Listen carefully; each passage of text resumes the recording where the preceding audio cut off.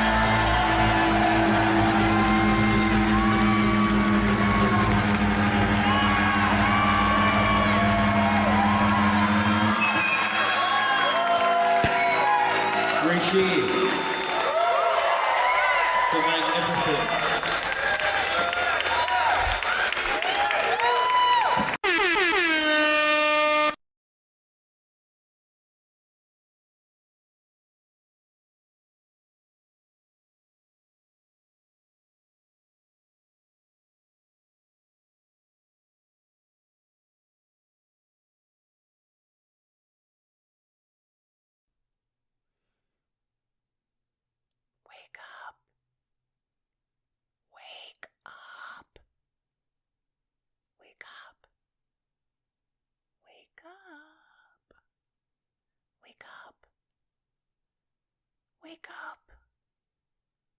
Wake up. Wake up. Wake up.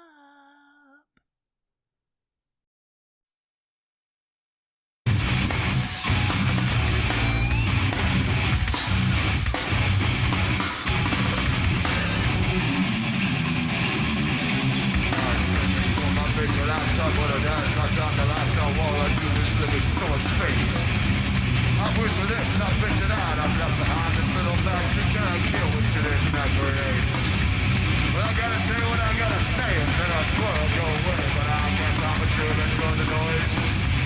I guess I'll save the best for last, but it seems like one big passion left for me, cause you left me no joy. Come on! And I push my fingers until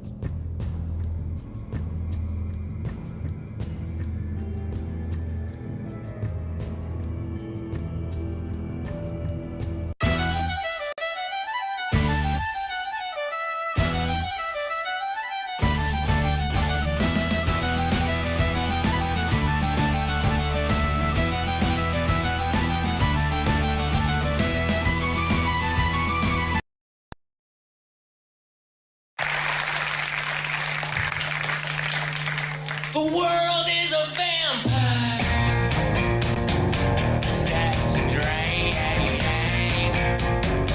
secret to strong, hold you up to the blame. What do I get?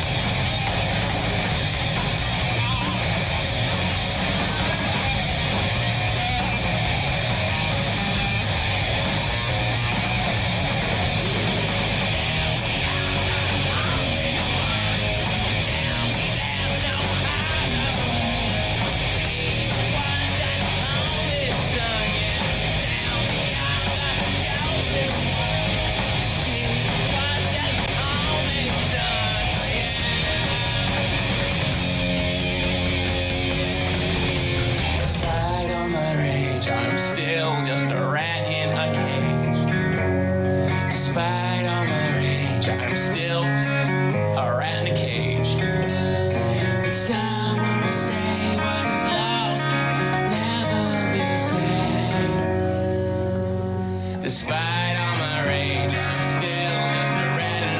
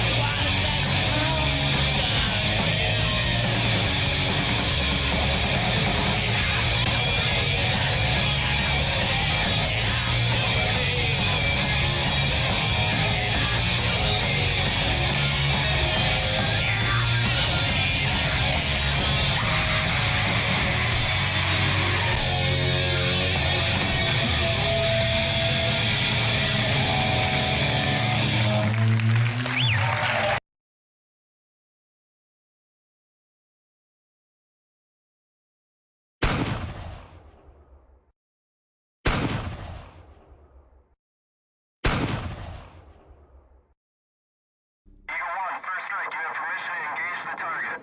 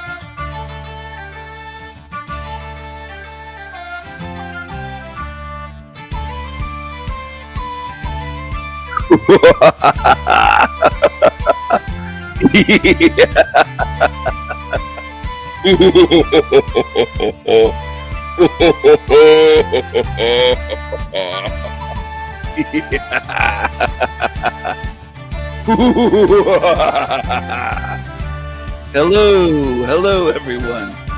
Hello. I am the Raven King. I can do anything. Good to have you here. Hello.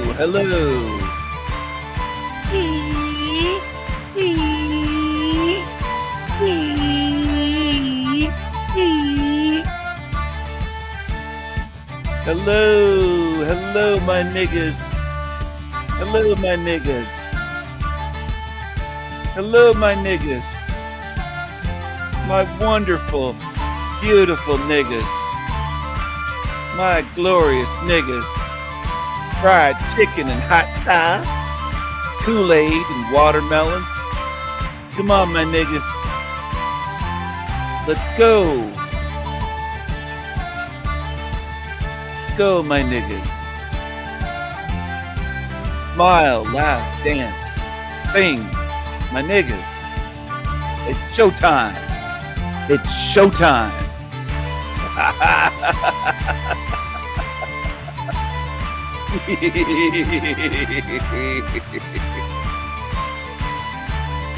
Come on, my niggas. Let's go, my niggas.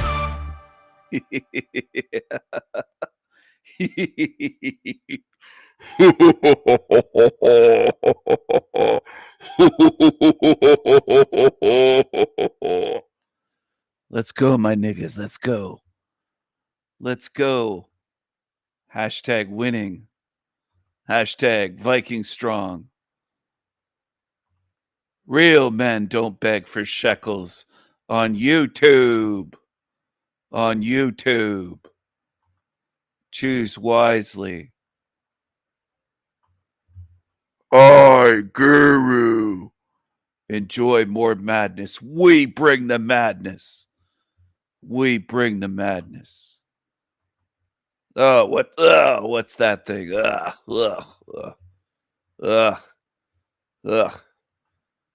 Here's the fanboys, the lurking demons. They can't help it. They can't stay away. They love this show. They love this channel. Stay tuned, lurking demons. You may be mentioned live.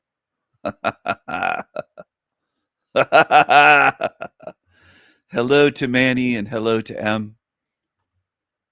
I wanted to hop back on because the Sanity Machine channel, the cream of the crop, the creme de la creme channel is back on YouTube.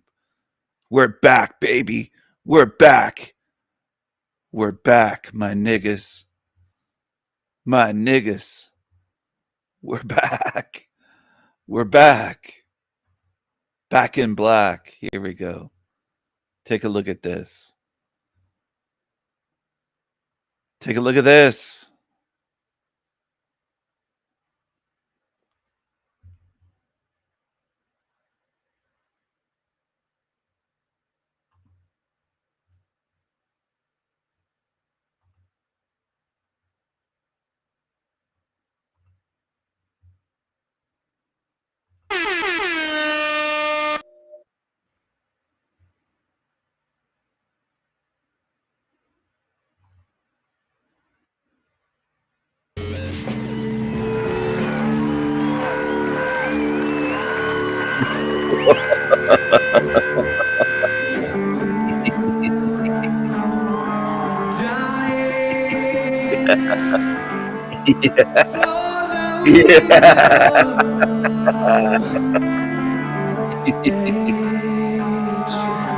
Makes no difference.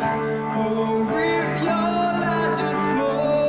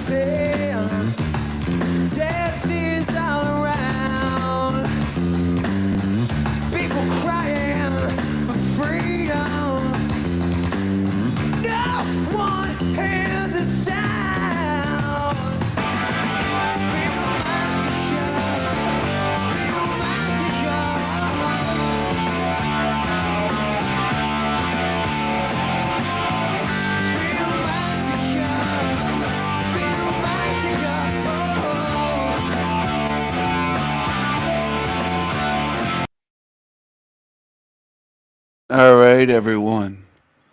Hello, hello. We are back. I'm coming home, I'm coming home. Tell the world that I'm coming home. Let the rain wash away all the pain of. Can you imagine if Puff get released? Look at all these Cocoa Puffs on the side of his face.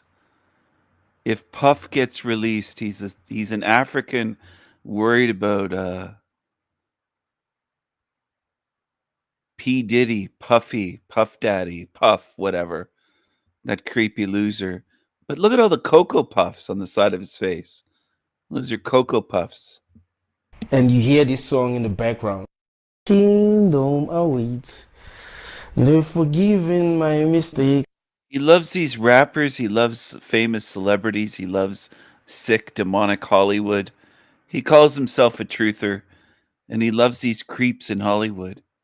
Part of the music industry and Hollywood movies. It's all the same shit. It's all Hollywood. He loves that shit. He loves that shit. He loves the demons. He loves the diamonds. Understand? He loves the diamonds.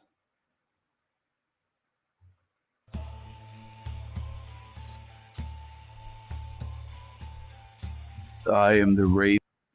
Have you checked out my Esoterica series on the Sanity machine?